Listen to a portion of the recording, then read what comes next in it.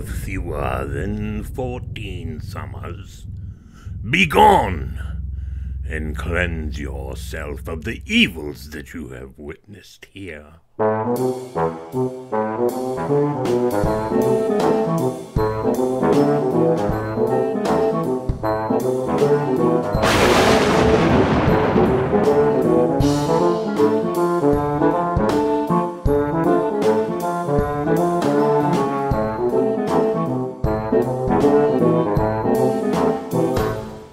Greetings everyone, this is TimeRider. So, this is the second week that I've had to publish a video that I didn't intend to. I had a bad paint day with my 56 Jag and I had to start the paint process over. So, today you get this Karrier Bantam 2-ton Coca-Cola truck.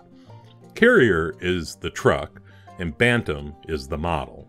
The Karrier company was founded in 1908 by the Clayton family and built, according to Wikipedia, motorized municipal appliances, light commercial vehicles, and trolley buses.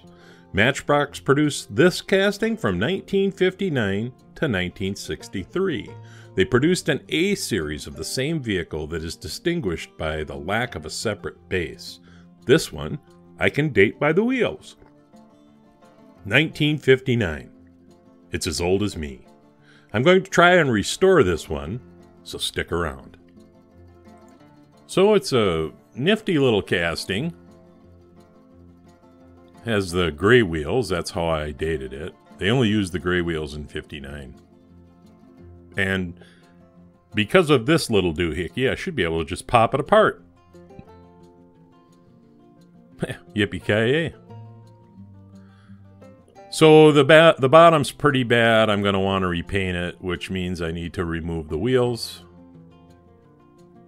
So, and I don't have any problem doing that.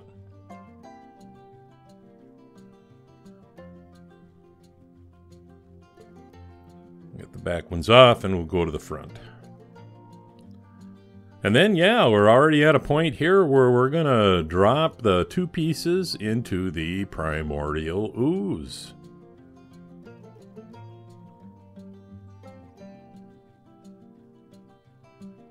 And we're going to give it a little shake for luck.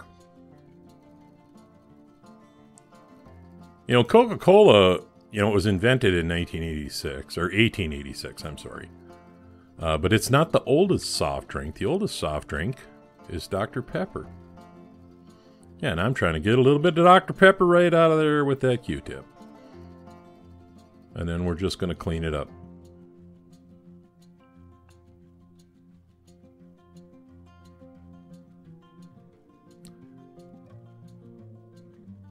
It wasn't medicinal, but it contained cocaine and caffeine when it was first introduced.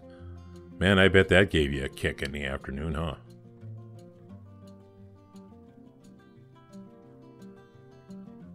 Of course, now, you know, it's just full of all kinds of secret stuff, but nothing worth talking about.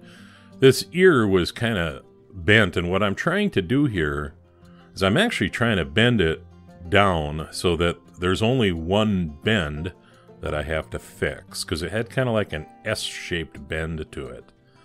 So if I can straighten off one end of the S, maybe I can just flatten it out, which I'm going to do here with my hammer. And I'm not hitting it very hard. You actually don't have to. And if you notice, I'm using the ball end so that I'm not hammering down that little piece of trim on the back. There's like a bead that runs around the outside edge. And that looks pretty straight. I'm pretty happy with that. So now we can start working on these corners, which are a real pain. Does that look like 2 tons of Coke to you? I don't know, man. I'm dubious. I'm using actually white Tamiya primer. You see those spots on the bottom? That's what happened with my Duplicolor. Apparently the nozzle got plugged and I'm going to have to clean that out. So I had a little Tamiya laying around. I'm going to do that in white, and then I'm going to do the base in black Duplicolor primer. I don't know why I'm painting that side of it. I don't need to. Now, I bought a bottle of X8 Lemon Yellow. And I added some X7 to the whole bottle until I got to this color, which I always called Fred Got Lucky Last Night Yellow.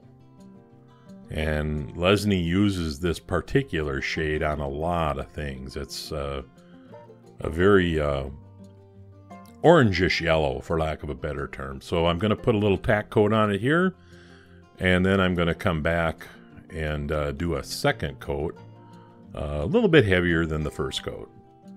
And this is a pain, you know, because you got to get at it from so many different angles.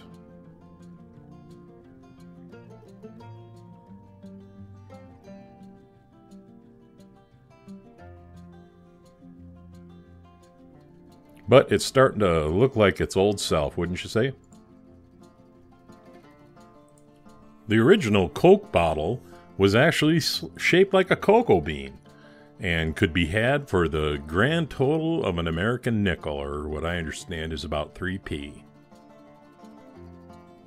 So we'll get into some little heavier coats here, and you start to see that beautiful Lesney Fred Got Lucky Last Night Yellow. Oh, got a little woolly burger there. One thing I found is I really needed a good set of tweezers, so I ordered some, and man, oh man, does this become easy. Guys, go get yourself a good set of tweezers. And we got done with that heavy coat, so we're going to clean up these gray wheels a little bit. And all that is right there is alcohol and water, pretty much. And there's a little bit of glycerin in there, but it's basically a homemade thinner that I don't really use anymore, but it makes a really good cleaning medium, and I use it more for that than anything. And once I got all done, of course, then I had 4 fairly clean wheels that some of them had cracks in them, so I kind of had to figure out which ones were the best side. And I had no idea how the chrome was supposed to be painted, and I found this on the internet. It's an original that was on auction, and I kind of got an idea how that needs to be done. You know, the grille clearly is only painted in the center. The bumper only goes out to about the end of those little grill wings, which are not painted, and then the headlights. So, and I lost my focus a lot while I was doing this, so if I kind of jump around in levels of doneness, that's why. And I don't paint this fast either. So I got done, and this is how I wound up. I probably went a little bit too far on the left side bumper, but you know what? As Marty would say, I'm happy with that. And now I got these Coca-Cola details that I sourced through Steve Flowers in the UK. They seem like they're really good decals. I like the black square decals generally, but I was getting some other stuff from Steve Flowers, so I figured I'd make it worth my while. I like his stuff, but his ordering system really bites. It's like 1980s technology to order from him. And then once I got the decals on, I need to put a coat of semi-gloss clear. Again, that's X35. Be sure to shake it good. And that'll give it a shine that's more in tune with the period, in my opinion.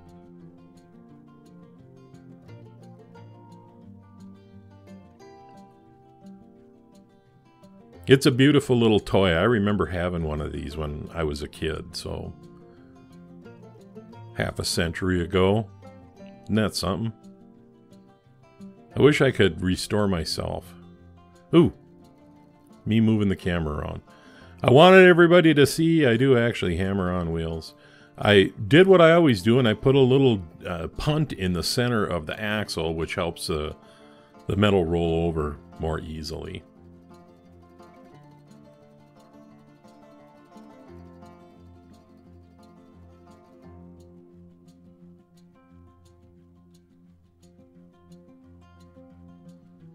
And there you go. I had a little bit of epoxy that I wanted to get out of the roof there with a screwdriver. I just popped it out, and then this thing went together as easily as it came apart. Boom, it's done. So let's get back to where we started from. A sturdy little toy, certainly seen better days. Like I say, I couldn't tell from this what was chrome and what wasn't. It was always painted though, so I know that that the grill wasn't yellow, at least not according to Falkensteiner. So got a little bend there on the right side and a bigger bend on the left side. Without any further ado, let's see where I wound up. So there you have it. The Matchbox number 37B Karrier Bantam 2-ton Coke truck.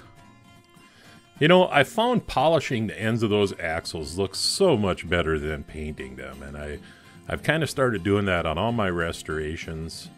The decals from Steve Flowers turned out absolutely great.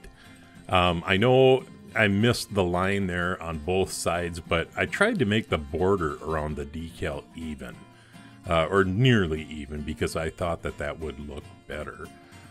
There will be an episode of The Bench coming up here.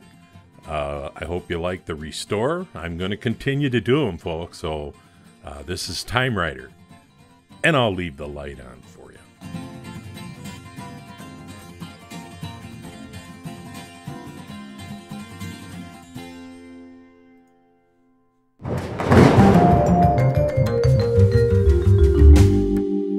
Thanks for sticking around for this episode of The Bench. You know, this falls under that classification of, you know, crusty. Crusty. Look at the windows on this thing. But I have everything I need to restore it. So at some point, I don't know when, I'm going to make something again for all you lorry lovers out there. I think I've been ignoring you guys, and I don't want to do that. And then this van, I started doing something completely different. And it sat on my bench in the back, and I picked at it, and because I was trying to flare those sides out, and I was just having horrible luck. I used Milliput. But now I decided I'm going to do something else, and so I've sort of picked it up again in a little more earnest, shall we say, and you'll see that coming.